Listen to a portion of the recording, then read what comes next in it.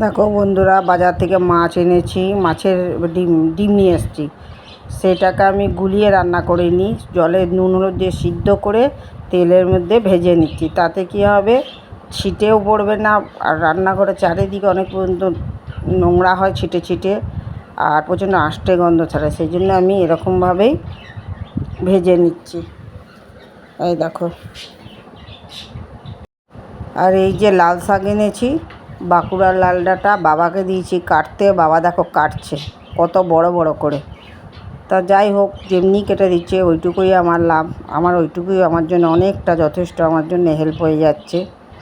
এই যে কত সুন্দর করে কেটে দিচ্ছে, দেখো দেখো।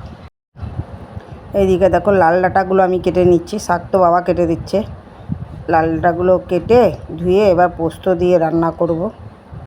আর ওইদিকে ডিম সিদ্ধ বসিয়েছিলাম, ডিমগুলোকে কষিয়ে নিচ্ছি, ডিম কষা করব। ডিম কষা আমার কমপ্লিট, মশলা দিয়ে সমস্ত মশলা দিয়ে ভাজাও হয়ে গেছে, কষাও হয়ে গেছে প্রায় শেষের দিকে। এবার একটু নুন মিষ্টি চেখে নামিয়ে দেবো।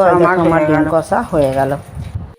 আর এই সেই মাছের ডিমগুলো বড়াগুলো, যেগুলো মশলা দিয়ে পেঁয়াজ রসুন আদা সব দিয়ে মাংসের মতন কষা কষা করে নিয়েছি।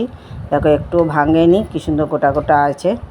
এতে খেতেও ভাল লাগবে আর পরিষ্কারও থাকবে। হয়ে গেল আমার মাছের ডিমের বড়ার কষা, কষা কষা করে নিলাম। আর এইদিকে আবার পুঁই শাকও ভেজে নিলাম, শুকনো লঙ্কা পাঁচফোড়ন দিয়ে।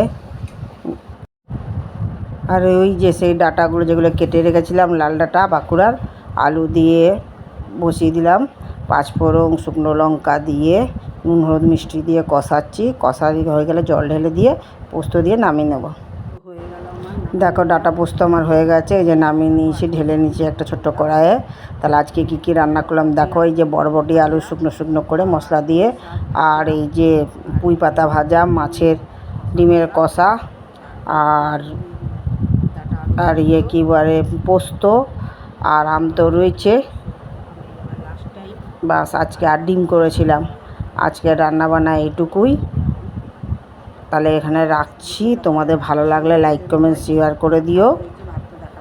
আজকে ভিডিওটা তাহলে এই পর্যন্তই। তোমরাও খাওয়া দাওয়া করে নাও। Tata, bye bye. আবার তোমাদের সঙ্গে পরে দেখা হবে। শেষ করছি।